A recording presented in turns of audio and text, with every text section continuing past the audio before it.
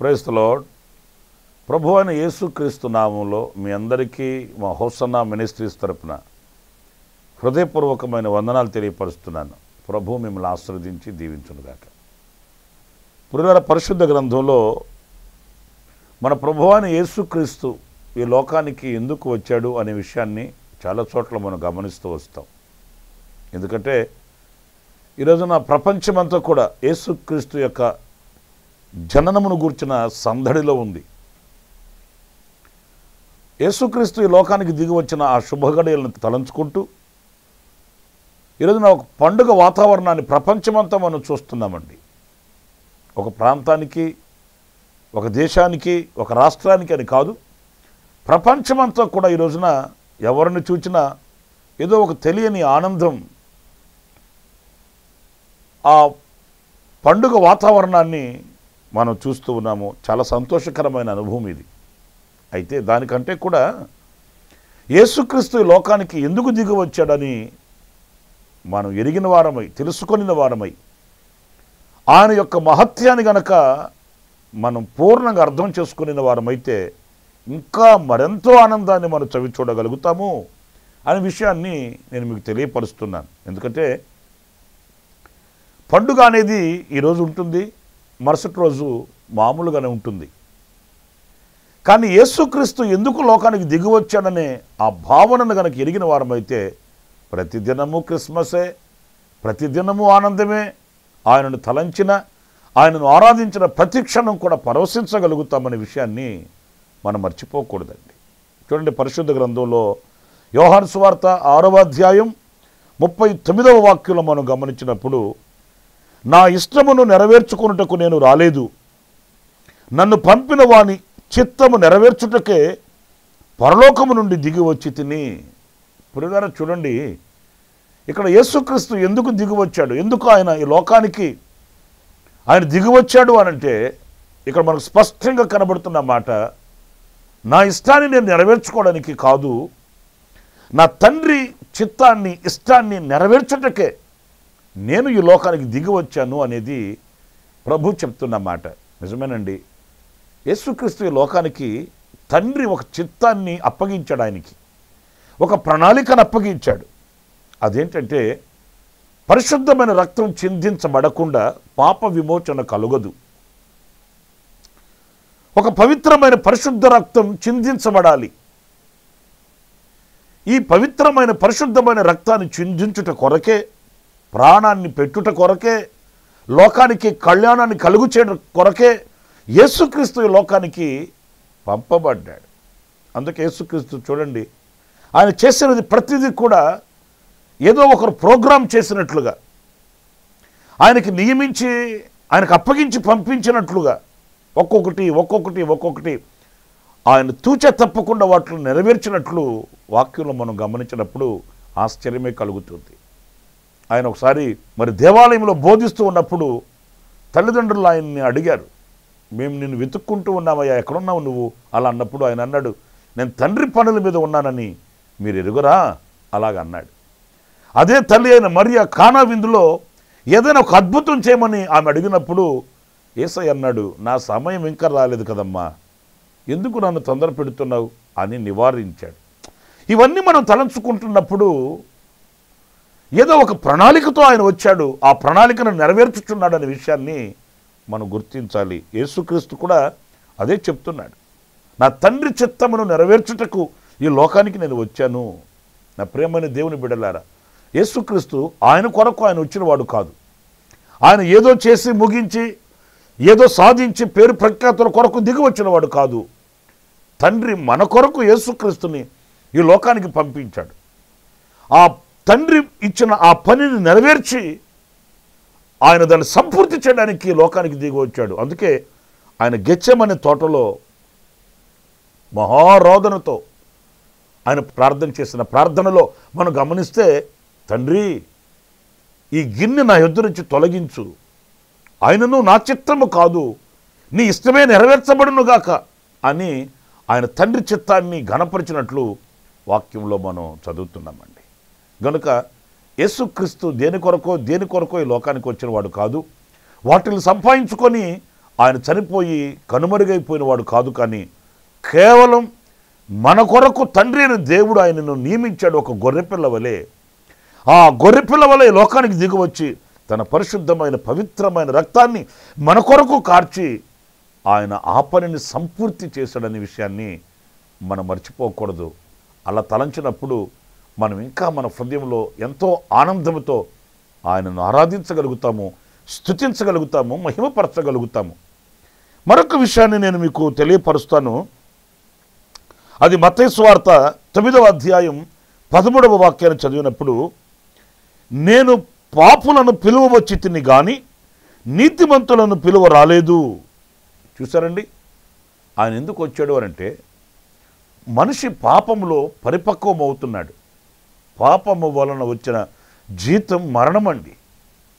ప్రతి మనిషి మరణ కబంధ హస్తాలలో నలిగిపోతూ ఈ మరణం అనే కాడి క్రింద బానిసగా మార్చబడుతున్నాడు. ప్రేమనే దేవుని బిడ్డలారా, అసలు మరణం ఎందుకు వచ్చింది, మరణం ఎందుకు ప్రాప్తించింది అంటే, మనిషి ఆజ్ఞ అతిక్రమము వలన పాపాన్ని సంపాదించుకున్నాడు. ఈ పాపము పరిపక్వమై మరణాన్ని కన్నది.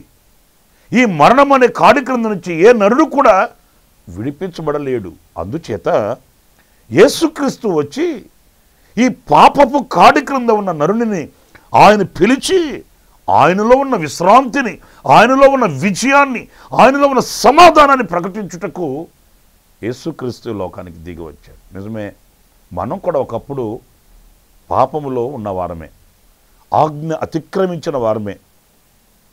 అయితే నా ప్రియులారా, మనమున్న హీన స్థితిని ప్రభు యోచించి గుర్తించి ఆయన మన కొరకు దిగి వచ్చి ఆ బానిసపు బ్రతుకులలో నుంచి మనకు విడుదల ప్రసాదించి ఉన్నతమైన పిలుపుతో ఆయన మనల్ని పిలిచి ఆయన ఆకర్షించుకున్నాడు మనల్ని.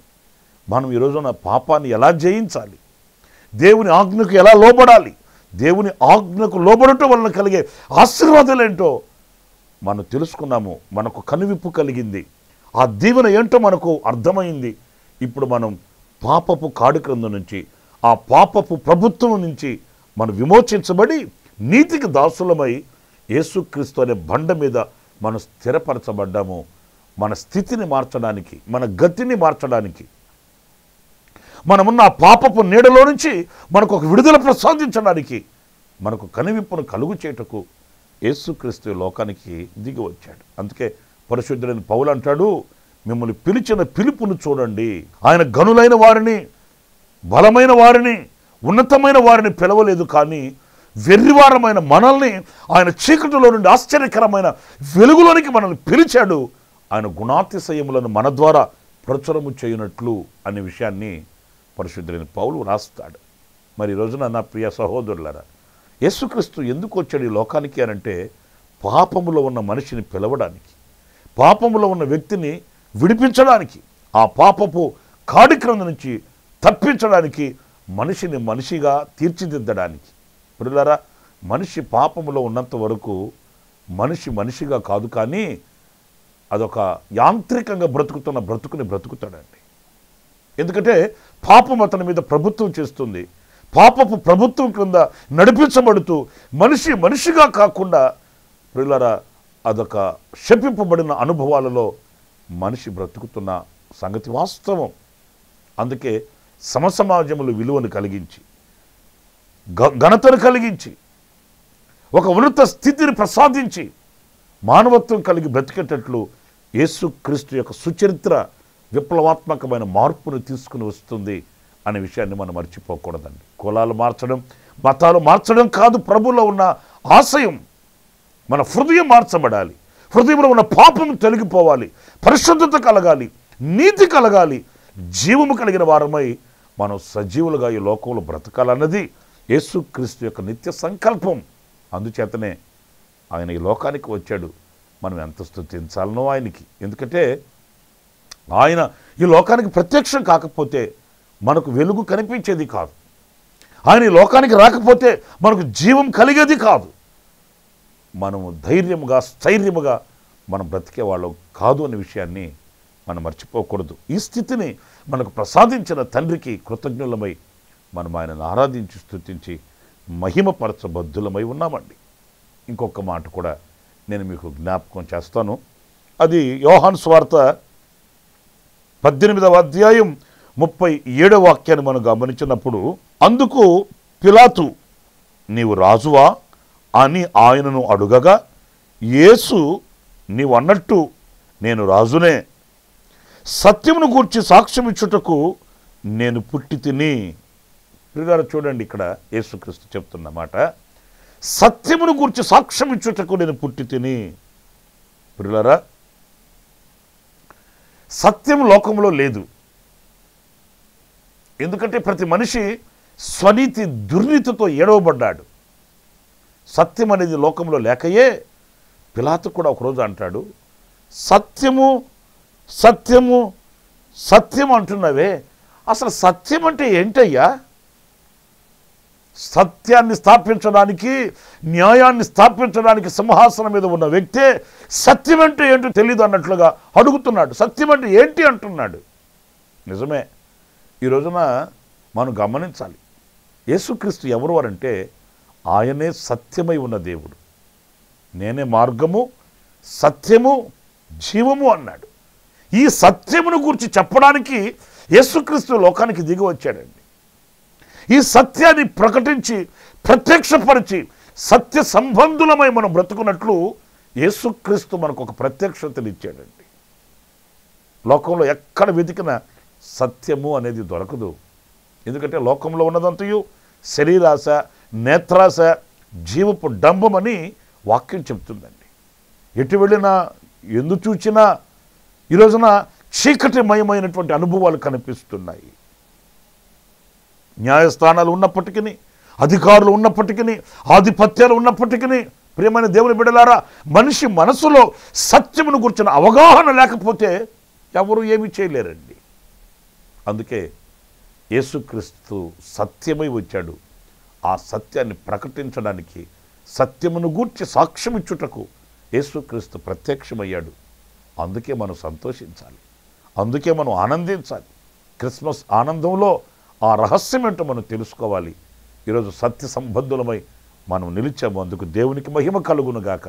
సత్యం ఎక్కడ ఉండునో స్వతంత్రత కూడా అక్కడ ఉంటుంది. సత్యము మిమ్ములను స్వతంత్రులుగా చేయును అని వ్రాయబడిన లేఖనం ప్రకారం ఈరోజు మనం అనర్గళంగా ప్రభుని ఆరాధించగలుగుతున్నాం, అనర్గళంగా ప్రభుని స్తుతించగలుగుతున్నాం.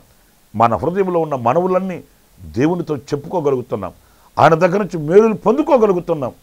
ప్రియ దేవుని బిడ్డలారా, సంతోషంగా ఆనందంగా ఈ రోజున మన జీవితాన్ని మధురముగా మార్చిన ఆ తండ్రి యొక్క కౌగిలిలో, యేసుక్రీస్తు యొక్క రెక్కల నీడలో సురక్షితంగా సుభిక్షతో మనం బ్రతుకుతున్నాము.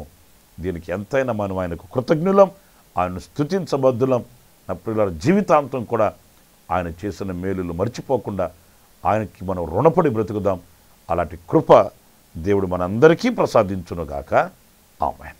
తలలు వంచండి, చిన్న ప్రార్థన చేసుకుందాం.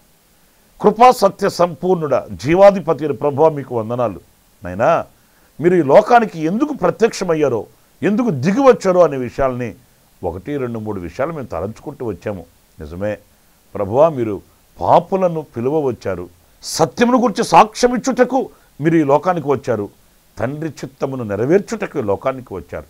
అవును, ఆ రహస్యాన్ని, ఆ మధురమైన అనుభూతిని మేము గుర్తించిన వారమై ఆనందిస్తూ మీకు కృతజ్ఞతమై బ్రతుకుటకు మీరు ఇచ్చిన అవకాశం కొరకై, మీరు ఇచ్చిన రక్షణ కొరకై స్తుతి చెల్లిస్తూ, ఇదిగో ఈ ప్రార్థనలో ఎందరూ ఏకీభవించి ఉన్నారో వారినందరూ కూడా మీరు ఆశీర్వదించి దీవించమని శ్రేష్టమైన మీ హస్తానికి మీ బిడ్డలను ఒక్కొక్కరిని అప్పగిస్తూ యేసు నామములో ప్రార్థించి వేడుకొనుచున్నాను తండ్రి. ఆమేన్, ఆమేన్. ప్రభు మిమ్మల్ని ఆశీర్వదించి దీవించునుగాక. ఈ దినం జన్మదిన శుభవేడుకలు జరుపుకుంటున్న మీ అందరికీ నా దేవుని కటాక్షం తోడై ఉండుగాక. కన్నీళ్లలో ఉన్న కుటుంబానికి, ఆదరణ లేని కుటుంబానికి, శ్రమలలో పుటమ వేయబడుతున్న ప్రతి ఒక్కొక్కరికి నా దేవుని యొక్క విడుదల కలుగుగాక. వారిపై నిండైన నా దేవుని సన్నిధి మరి నా దేవుడు తోడుగా ఉంచి వారిని ఆశీర్వదించునుగాక. ఆమేన్, ఆమేన్, ఆమేన్. ప్రతి దినము ఈ అనుదిన కృపాను సందేశాల కొరకు, ఇంకా మరిన్ని ఆత్మ సంబంధమైన సందేశాల కొరకు ఈ మా యూట్యూబ్ ఛానల్ ని సబ్స్క్రైబ్ చేసుకోండి. Pastor Ramesh, hosanna ministries.